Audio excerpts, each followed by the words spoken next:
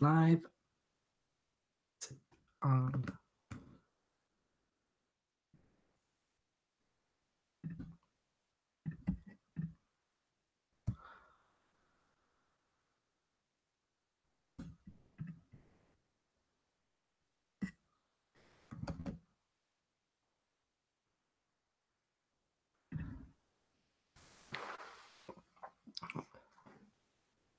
Okay.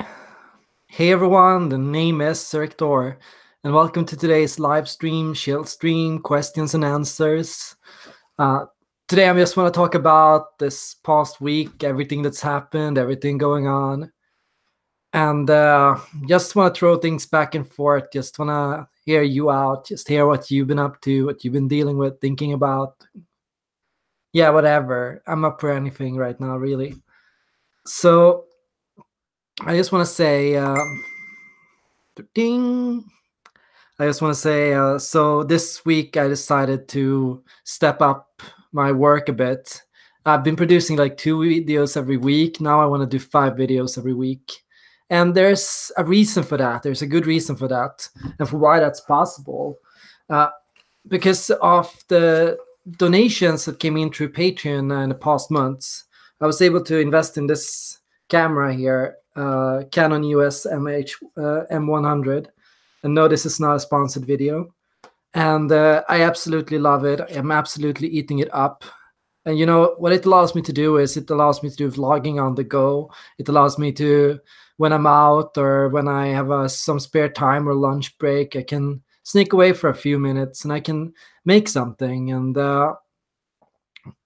it's more than that too. It's inspiration, pure and simple. I've had so much inspiration lately. I've been literally flowing up inside with ideas for videos and things I want to talk about, content I want to make. So it's also just persistence and diligence. I hit this point like last week where I felt like I was an overflowing popcorn machine, but in a sense, the lid was on. And I couldn't make anything. I couldn't do anything because I was kind of holding myself back.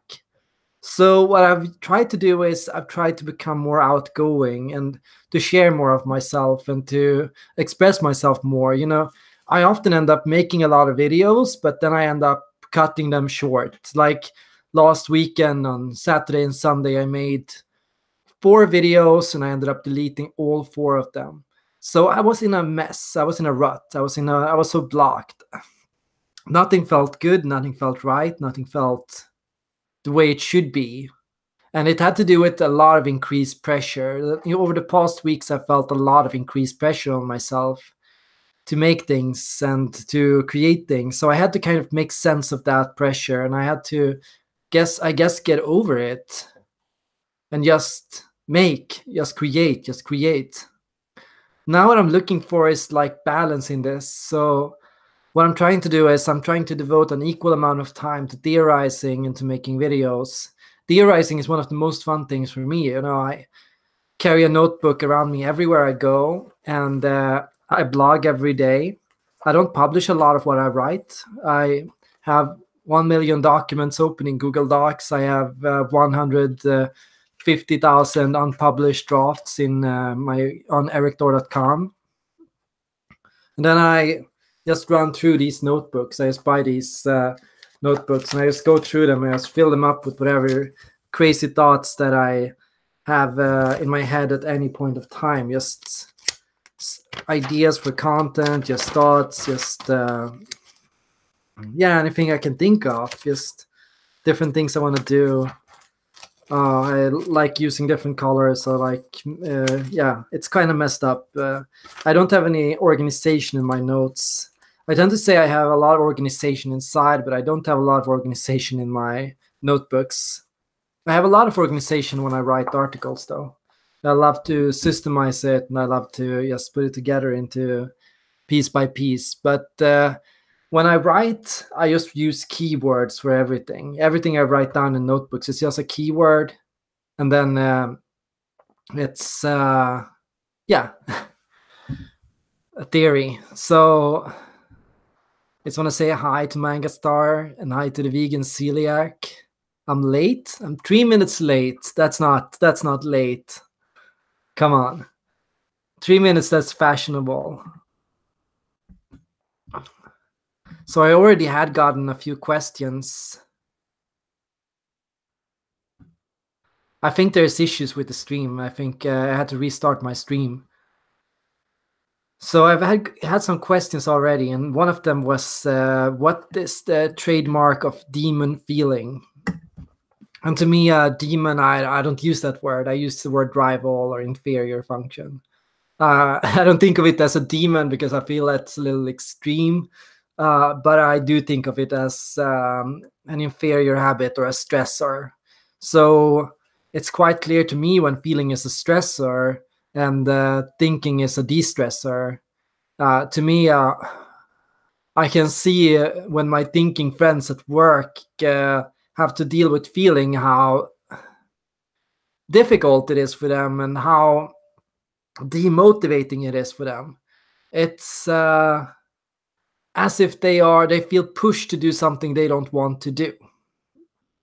So that's the first part of demon feeling pushed to do something you don't want to do. I don't believe it goes that thinkers repress their emotions. I think the accurate idea is they want things to be rational. They want their emotions to be rational. They want the other people's emotions to be rational. If you can explain to an INTJ in a rational way why you're feeling the way you do, they're all good with it. Then it's like, okay, I understand. I see. But if you can't explain it, if it's feels completely irrational to them, if you want something that's against the rules, that is impossible, they think you're just being a baby. That's something I feel with thinkers, that when things are irrational or have no rules or have no structure to them or have no finer design, or if there are no clear mechanics, no reason to be angry, no reason to be upset, thinkers assume that you're just being a baby. So that's one part of the demon feeling thing. Just feeling like emotions are fine, but only if they can be explained through rational frameworks. So it can be, you're feeling that way, but that makes no sense at all, and that's completely illogical. Or it can be, oh, okay, you're feeling that way. I can get that because you had to work a lot and because you had no dinner. Then it makes sense. So for thinkers, it's being able to explain your feelings or emotions in some way and to come up with a reason. And there's also why, thinking perceiving types, they love, when you're talking to or complaining to a thinking perceiving type, they like to go, okay, how can I solve this problem for you? Okay, you're having a bad day. What can I do? Okay, you're upset. What can I do to solve this for you? So thinking perceiving types, they want to come up with a solution for your problems and your woes. And then they offer you a solution. And then you don't want it. No, I don't want it. I want to be upset. But I'm so upset I don't want to do it. And then thinking perceivers go, oh, that's irrational.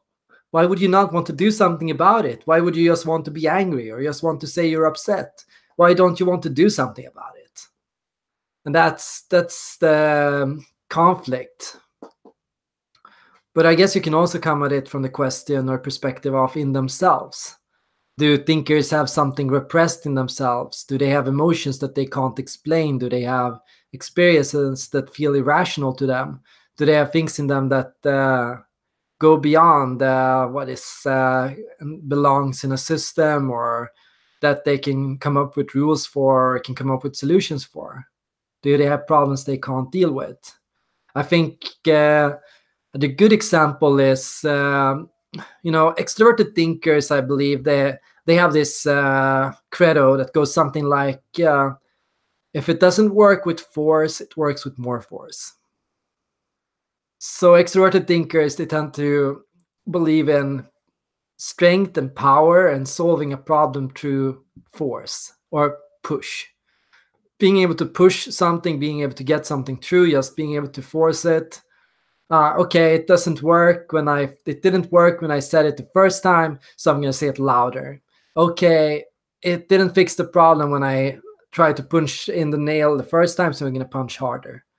So what extroverted thinking is all about that. And demon introverted feeling then is when you don't know why you're doing it. Why am I punching the wall? Why am I doing this? This makes no sense. What made me do this? What possibly possessed me to do this? I know this was completely stupid to say.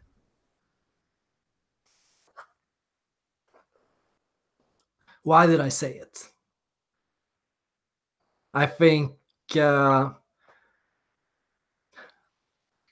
some extent it can feel to the thinking type as if you've been completely possessed by something. Like you don't even know what happened or where it came from. And it's against your values. You did something bad. You did something that was against your values. You just lashed out. You just did something blindly. You just got upset and started hammering around you. And this is not a good thing. So you get caught in it. So yeah, that's demon thinking, demon feeling for you. It's hard to explain why it happens or where it comes from. So we got another. Have we got any other questions here? Do MBTI relationships work in real life? Okay, so that's a difficult question. It's hard to understand as well. But I'm going to try. It's from Dapo. Dapo, I think this. The MBTI is one good predictor of relationships. I have a video planned. I have an article planned. I'm going to release it next week, and I'm going to show you exactly how I mean with that and how that works. But to sum it up in short, I think the MBTI, there are usually 3 different patterns in the MBTI. Either you go for an opposite, or you go for someone that has almost the same type as yourself, or you go for somebody that is your mirror. And your mirror is somebody that has the same values and interests as you, but then opposites on introversion or extroversion, opposite on judging and perceiving. So for an ENFP, it's an INFJ. For an INTP, it's an ENTJ. An opposite is somebody that is completely the opposite of you. So for an INFP, it's an ESTJ. For an ENFP, it's an ISTJ. Do MBTI relationships work in real life? It's not the only factor. I believe MBTI is one of the biggest factors in how we choose a partner and what we're initially attracted to. But I think needs are what keep us together. You can have similar values and you can have a similar personality type, but if your needs go against each other's, it's not going to work long term. And an example of this is, imagine an INFP that is very career oriented. Yes, there are INFPs out there that are career oriented. They push themselves perhaps into art or into music or into success or the pursuit of success in some form. They work really hard, so they don't have time for relationships, friendships, or a partner. Imagine then that an INFP would date a person who is very relationship oriented. That's a mishmash in needs. The INFP might be in need of somebody that is less relationship oriented and more work oriented, and that might determine the strength of the relationship. If your needs go against each other's, it's not going to work. So eventually you're going to have to think, do I want to change my needs? Do I want to prioritize differently? Do I want to actually prioritize relationships or not?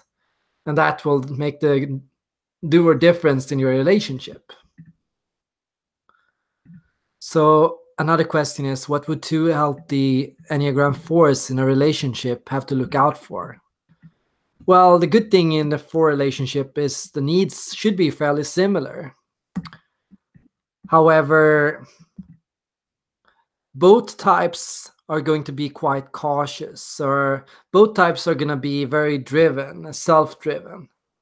So what that means, it's like having two lone wolves date each other's, having two people that are very focused on their own work and what they want, and show very little interest in bartering or compromising with the other.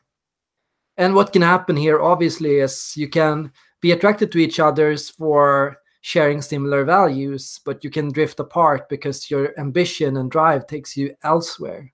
And La La Land is a perfect example of this. In La La Land, the musical, it is about two characters, Emma Gosling, Ryan Stone, playing them, who are both Enneagram 4 types and both very focused on, succeeding in music and in acting.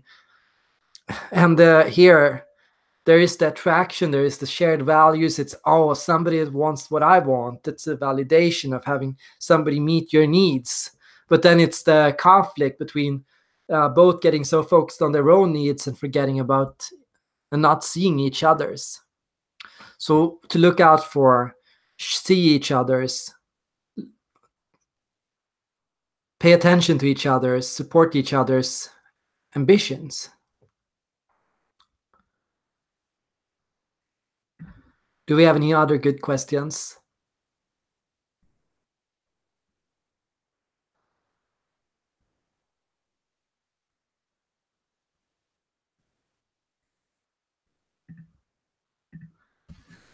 Hey, Emil.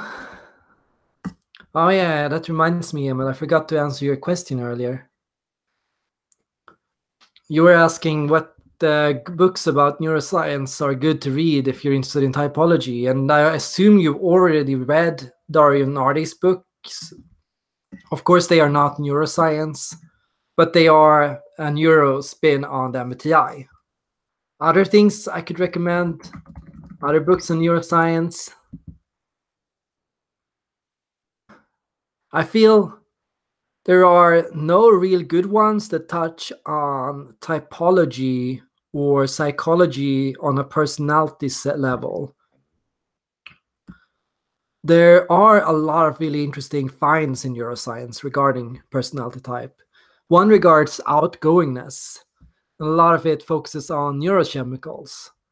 So there is something called the dopamine D2 warning receptor. And your amount of receptors in the brain that respond to conflict and making mistakes.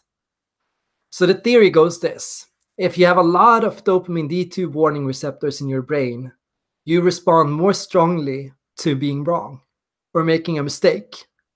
And that causes you to become more reserved, more shy, more analytical.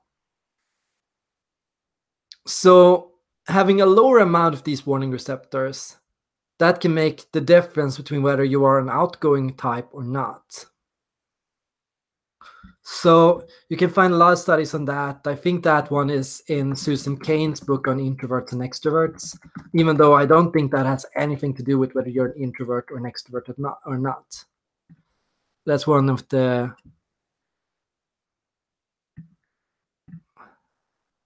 things. Tuscanitz asks, what are the main differences between INTP and INFP? Sometimes I think I could be one or the other.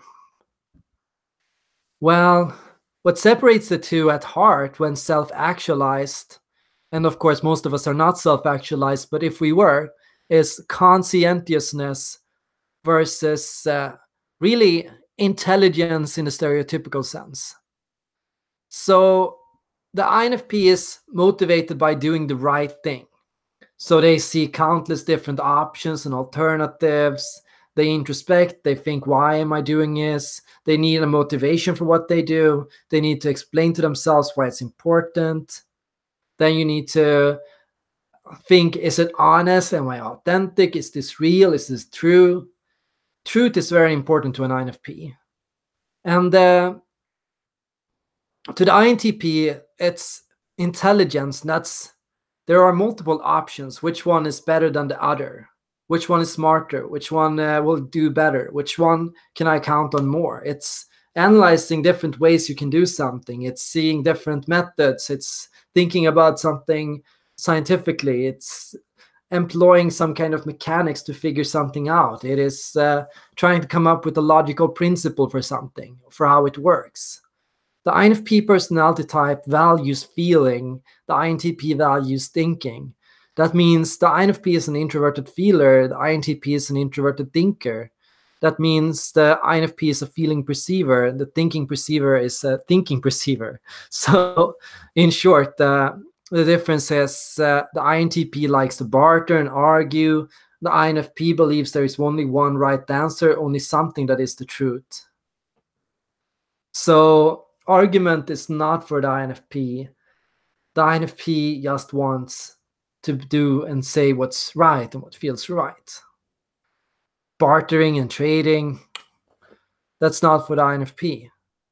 The INTP is about efficiency, the smartest way to do something. The INFP is about the right way to do something. That's why INFPs are often very ineffective, as I said in the video earlier, where INTPs are very unpopular, because saying what's correct can make you very unpopular.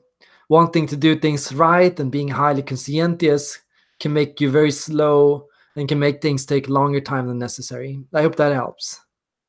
And what Emil says is INFPs are delicate and sensitive, and INTPs tend to be emotionally clumsy.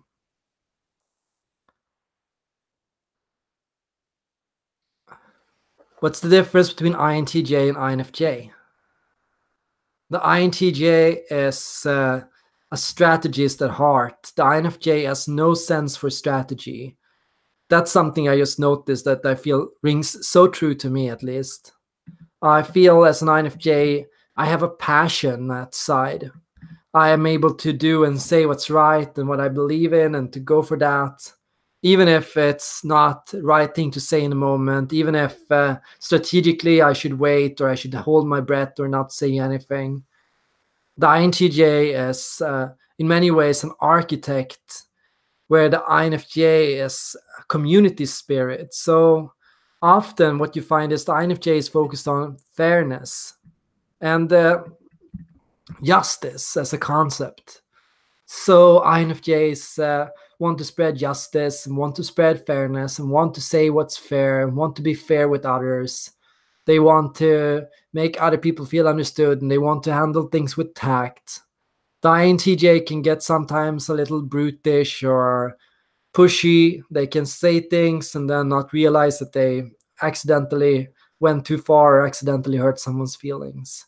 But the INTJ can also be more confident, can appear more confident in themselves and in what they believe. INTJs tend to be more sure of themselves and more strong in their and strong and confident about what they do. So there is a tendency to believe you know what's right and then to want to execute it. Where for the INFJ there is search for purpose. The INFJ search for purpose is really interesting. Just why am I doing this? Why am I here? What is my purpose in life, in the universe? Why am I doing this to begin with? Where the INTJ has that question of truth and logic and reason and how does it work? What made it work this way? What I find is INFJs are strong communicators, not strategists. And what that means is, yeah, communication requires a sense of strategy in a sense of the word. But what that means is we know how to say something. We know diplomacy. We know getting ourselves understood. We know making other people trust us. Where I feel the INTJ is a strong strategist, but not necessarily a strong communicator, which means the INTJ is the person that has this grandmaster plan. They worked it through. It's the smartest way. It's the best route. It's the most efficient. It's the most productive. It will get you there the fastest. But then people don't get it, and then people screw it up, and then people don't follow the rules and the protocols you told them. And then people misunderstand it, and they don't understand it correctly. And you fail to communicate things, so people don't know what to do. So that's the difference in a sense. The INFJ can have a sense of, from intuition and judging, vision, which is we can see where things are going to go and how they're going to go. And we can see how the community is going to respond to something and what they're going to feel about something. The INTJ has the ability to think like a visionary as well, but not about the people, but about the system. So they can understand how the system will work and how it will turn out and how it will work in practice.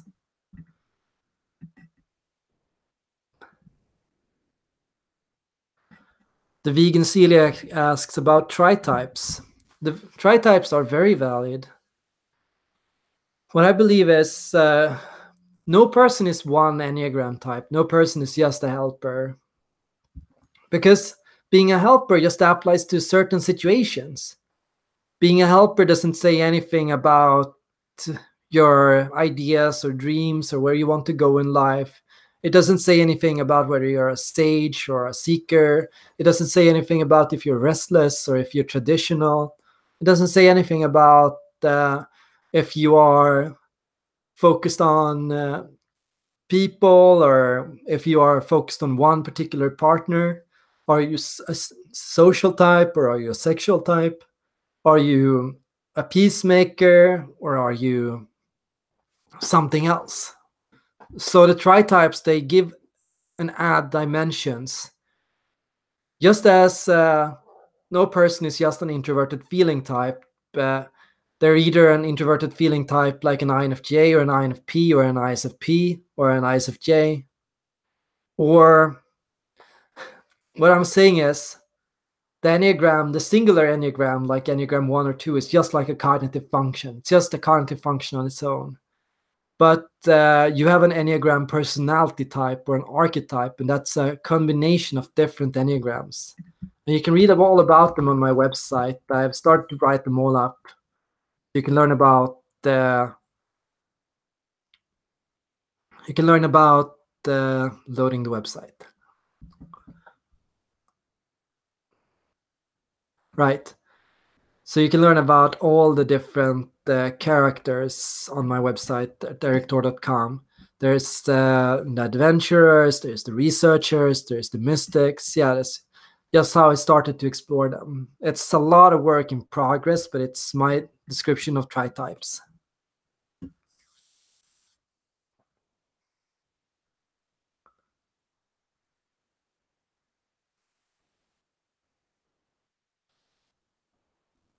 How does an INFJ develop TI?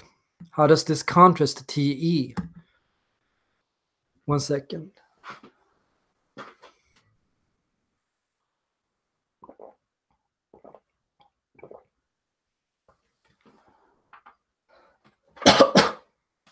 Sorry. So Kino asks about developing TI as an INFJ, introverted thinking. I'm going to say, as an INFJ, you're much better off developing introverted feeling than introverted thinking. And I say this because I believe if you develop introverted feeling, you will develop an ability to manage introverted thinking. So what I can find is we can get stuck in loops where we're trying to confirm our own feelings. We're trying to explain our own feelings, to rationalize our own emotions. And what happens when an INFJ goes too deep into introverted thinking is we get the false sense of certainty. We become very strong in how we feel and very self-justified. We start to rationalize things that should not be rationalized. And in so we don't process or manage or deal with our emotions. And that's why we fall in a loop. We fall in a loop where we get stuck between not recognizing or appreciating our feelings and acknowledging them as they are, but constantly needing to explain them to other people. And this can keep us from taking action and for speaking out and for sharing how we feel with other people. When we go into introverted thinking, we become uncommunicative, we become quiet, we don't share anything, we hold everything to ourselves, we become extremely cold, detached. None of these things are good things. None of these things are true INFJ flow things. They're not the key to happiness. That poise is just to protect yourself. So what you need to do is you need to start protecting yourself. And that means you need to open up about how you feel. You need to introspect. You need to go, so this is what I'm feeling. And then you need to share it with other people and actually put it out there and actually do something about it. No matter if it's rational or not, no matter if you can explain it or not. You have to understand to yourself that your feelings and your values are important to you. Sue writes, having just one Enneagram is like being a one-dimensional human being. Oh, Sue, you're gonna love this video I've got planned that I've actually already made. I just uploaded it. I will publish it later. It's on one-dimensional, two-dimensional, three-dimensional, and four-dimensional cognitive functions. It's my next theory on cognitive function development. I think you're gonna love it.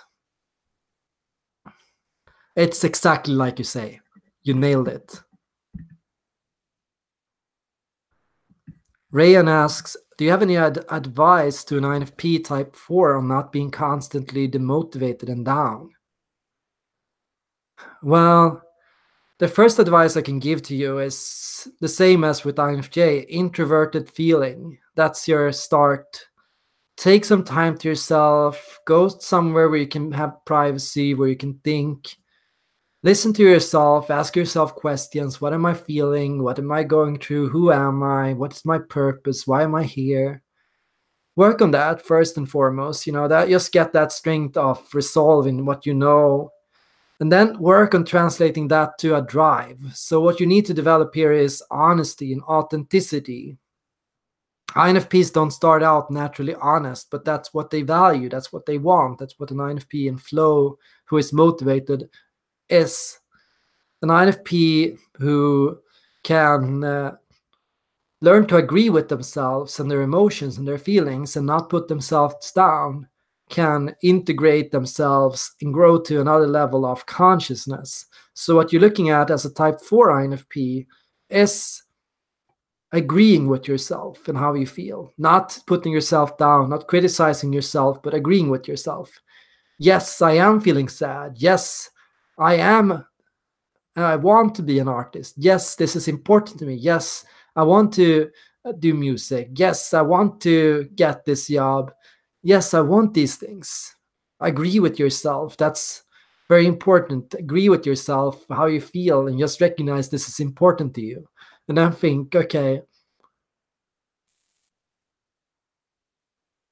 because what this all comes down to is being honest with yourself. It doesn't matter if it's possible or not, or if it's realistic or not. What matters first of all is, do I want it or not? What I find is a lot of fours put themselves down and get pessimistic and say it's not going to work, it's not possible, it's not going to happen. So yeah. What is NI flow for an INFJ? What goes on in their heads? Magic.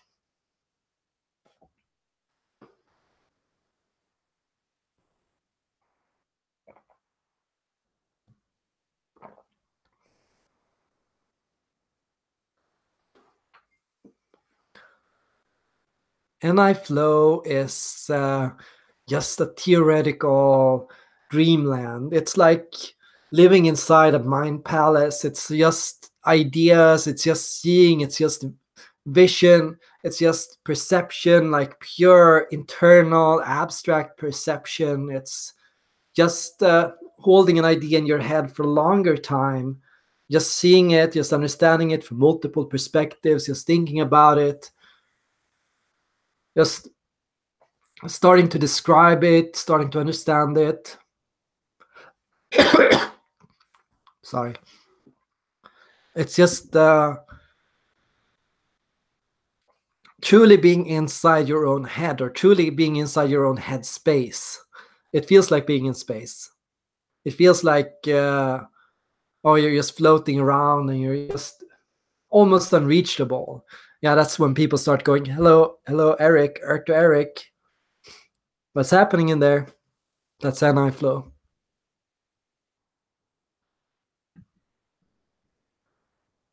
Kaneki asks, How is extroverted intuition used in real life situations by types who have it as their flow function? It's used to study your environment for patterns and connections. It's, have I seen this before? Have I heard this somewhere else? It is, where does this come from? What made this person do this? It is, where is this going? What's he going to say next? What's going to happen after this? What's going to happen after that? It's reading the room. It's seeing and tracking patterns. It's making connections. It's cross contextualization. I could use that in that situation and that in that situation. It's like an abstract perspective on the environment and on what's happening around you. It's like seeing the world full of possibilities and opportunities. If I change that person's hair to red, if I did that, if I got this item and put it there, if I took these resources I have here and put them there, it's transforming your environment as well. It's not just looking at it. It's far more, it's not that passive at all. It's actually trying to change your environment and look at it and to rejig it, to borrow a term from a friend. It's just to see it, how it could be differently, what you could do with it differently, and how you could change it and adjust it.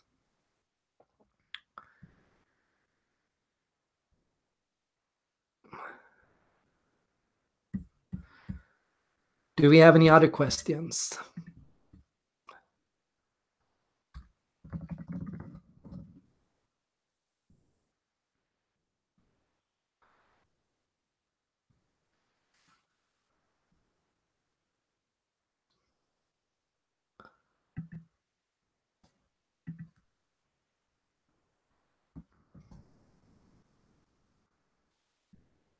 How are you all doing?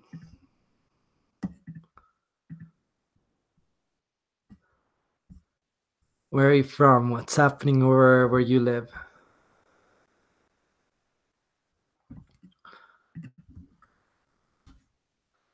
Okay, let me tell you guys what I've got planned. I've got one video planned, which is on how do we know what we want?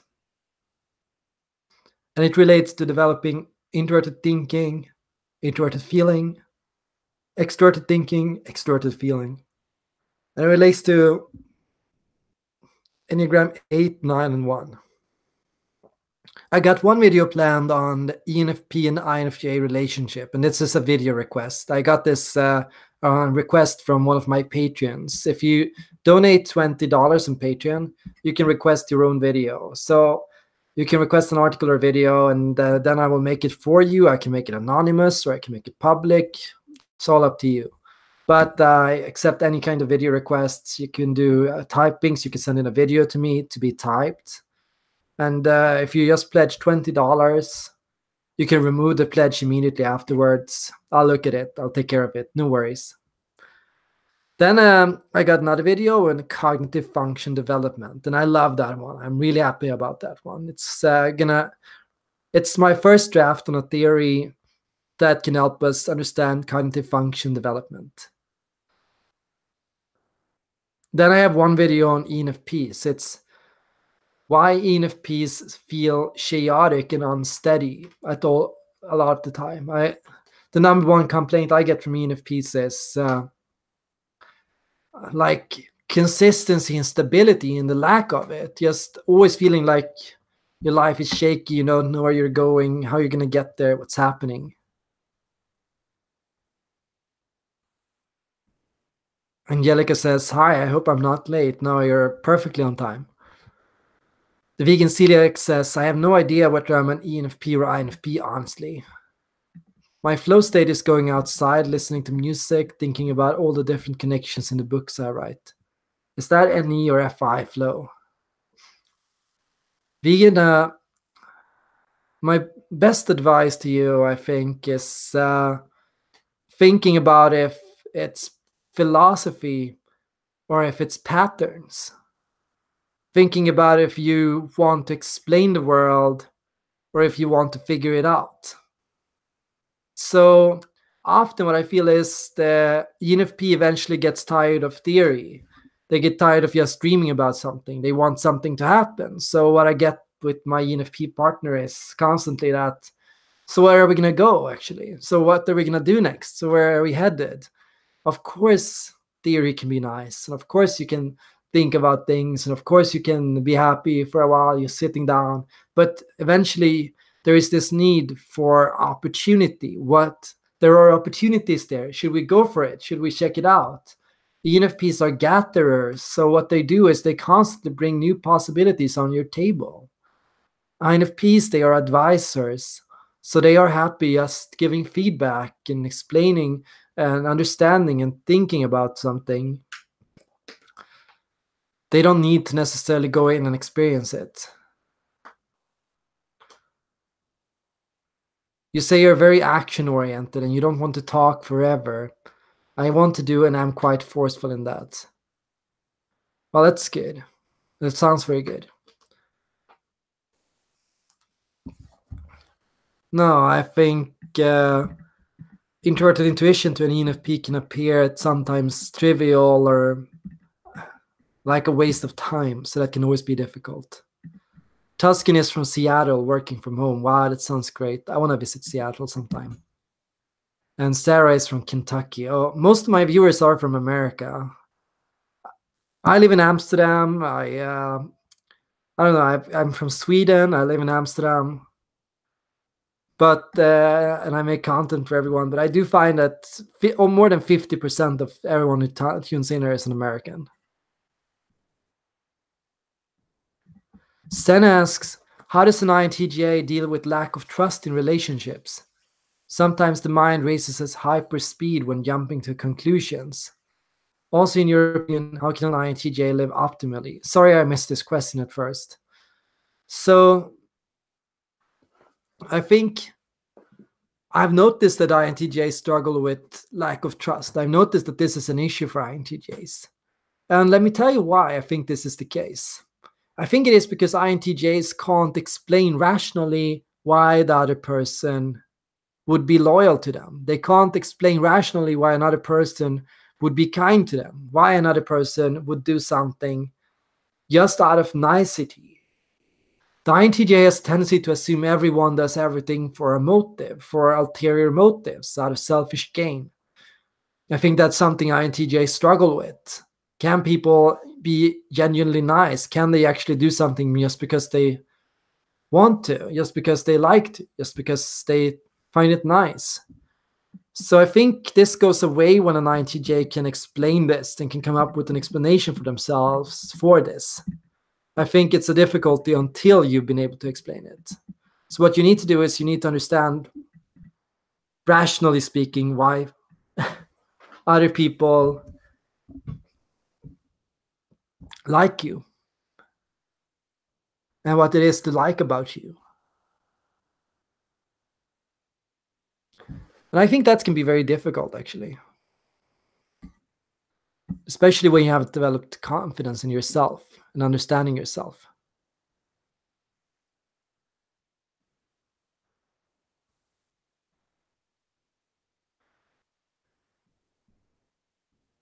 Manga is from Norway. It's nice. I spoke to some Norwegians today. They're so nice. I'm always so happy after talking to Norwegians. Kaniki is from the UK. The vegan celiac lives 20 kilometers north of Amsterdam. That's great. We have to meet up sometime. Maybe we can meet up at the meetup. There are MBTI meetups in Amsterdam, so that would be nice. Actually, I think I told you this already.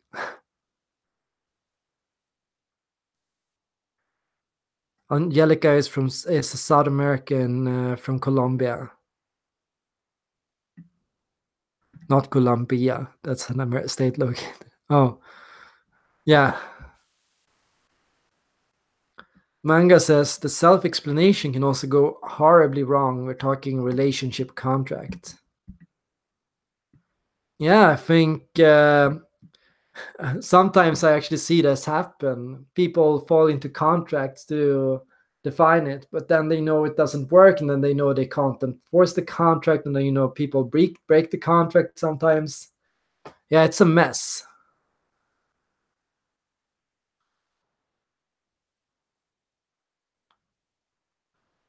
Unless you can deal with the insecurity itself at some point, I think it's always going to be an issue.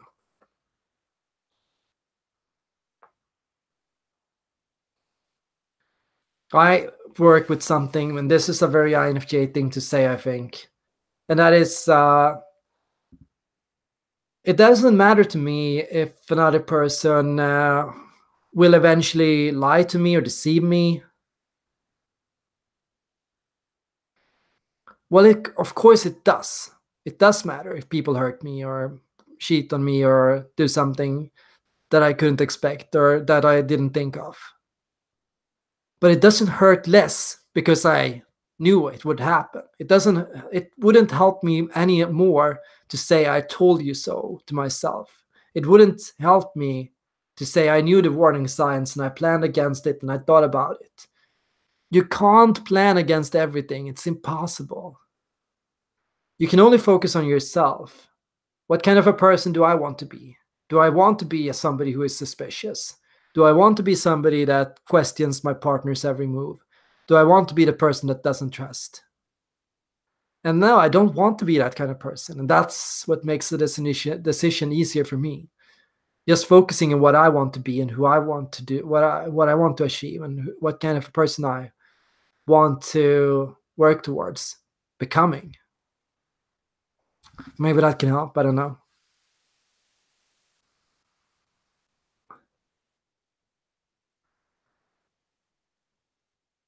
Let's find out how to date a TJ. Yeah, maybe we should be taking forward relationship manuals for all the types. I can tell you some of my things, some of the difficult things you have to deal with when you date somebody as myself. Number one, I take forever to answer questions and suggestions. If you want something to happen, you have to be incredibly patient with me. Number two, it's not always clear what I mean. I can be so diplomatic sometimes. People don't know what I actually want. Number three, yeah, I could go on and on. Kaniki asks what the romantic relationship between an INFJ and an INFP is like. How do they prevent their relationship from becoming boring by being too much in their heads? Yes, how indeed. I find that's the biggest issue.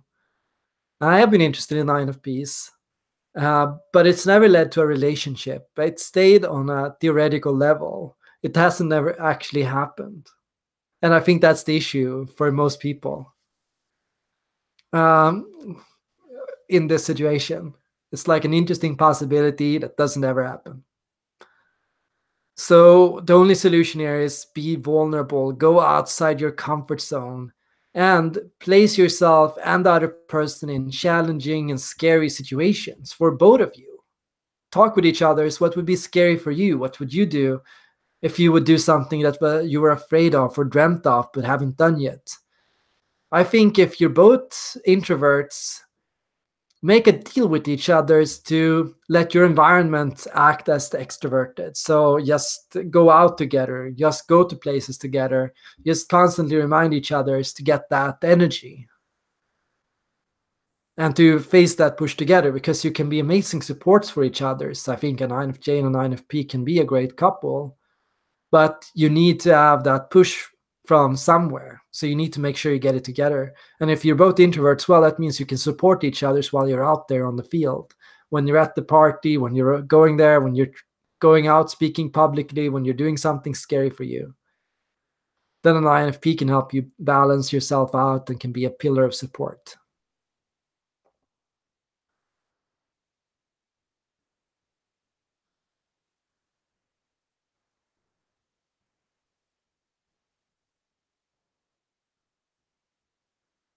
P eventually drives you crazy, only if you don't have boundaries. You need to say to your partner, I need some time to myself. I need some time to be free from distractions. Can you do something on your own for a bit? I need to just focus.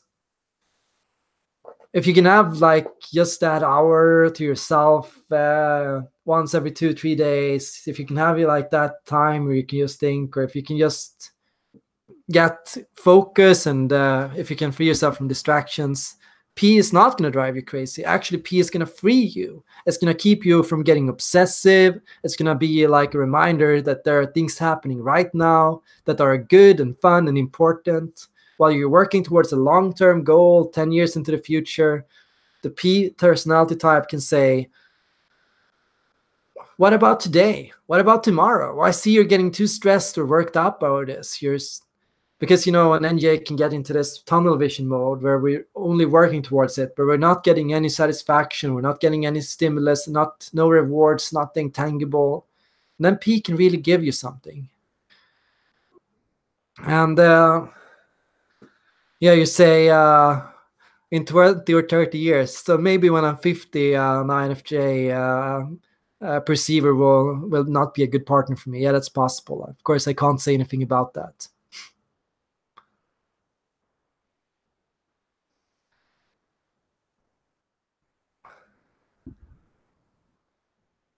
But I think the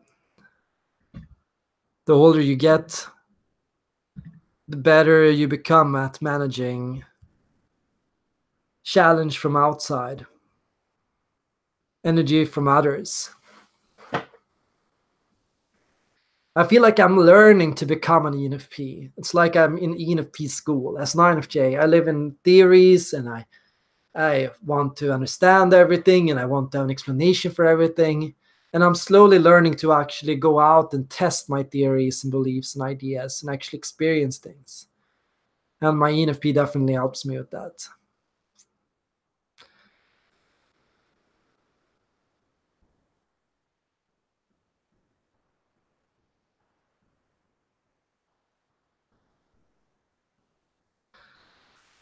So this has been a great stream. It's time to start rounding up. Do we have any final words, anyone? What was your favorite video this week? Anything you'd like to see more of? Any videos you want?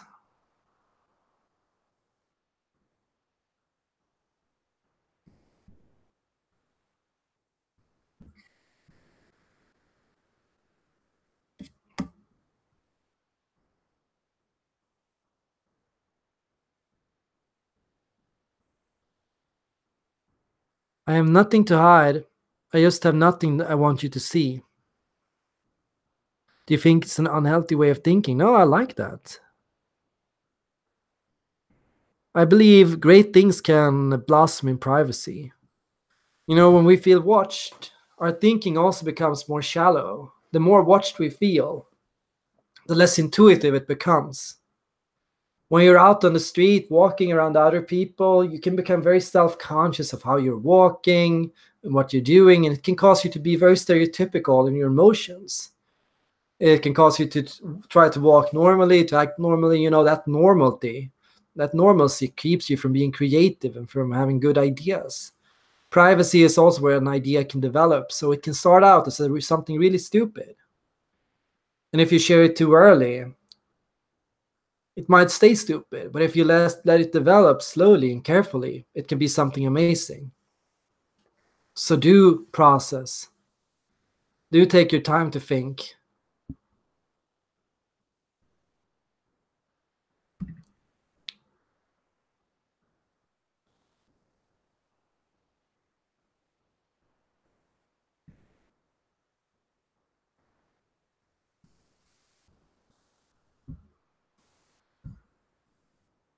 I also love when I talk about the functions.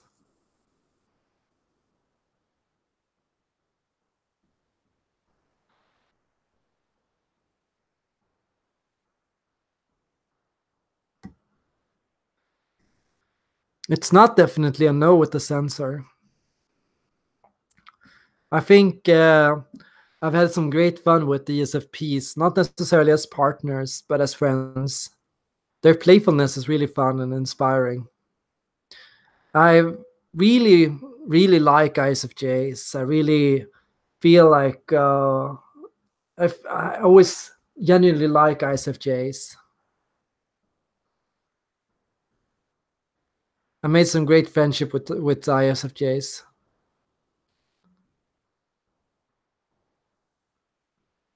Should people just go for their type? For example, an ENTP going for an INTP. Let me leave this stream with this simple thumb rule. If you're trying to get to know yourself better, if you're looking for self-acceptance, date somebody who is just like you. If you're looking to grow and to learn something new and to challenge yourself and to find your dreams and make your dreams come true, go for a mirror. If you are looking for somebody that can give you a break and help you deal with your stress in life and with your anxiety and with issues that you're going through, look for an opposite. How can two INFJs break free from shyness and timidity in a relationship? I think just find environments and places where you can express yourself and find things you know and that you understand and that you care about, that you want to express yourself about. Thanks everyone for joining this great live stream. Yeah, it was great having you all here. I had a blast. I want to do at least one live stream every week. It's not going to be possible, but I want to try to aim for at least one live stream every week because, yeah, it's so important to catch up with all of you and just hear what's happening and to stay up to date with everything. I want to say visit patreon.com/Erik Thor and leave a donation, or if you have the possibility. I want to say, because I'm stepping up my game and I'm going to post more videos and I'm going to work and put a lot more effort into this. Any donations, any big or small, just anything, that any high five I get from you when I meet you out on the streets sometimes, that just goes a long way for me, because it's just, it's just, it just helps me stay inspired, helps me stay focused, helps me stay happy, helps me know it's important, helps me know it matters.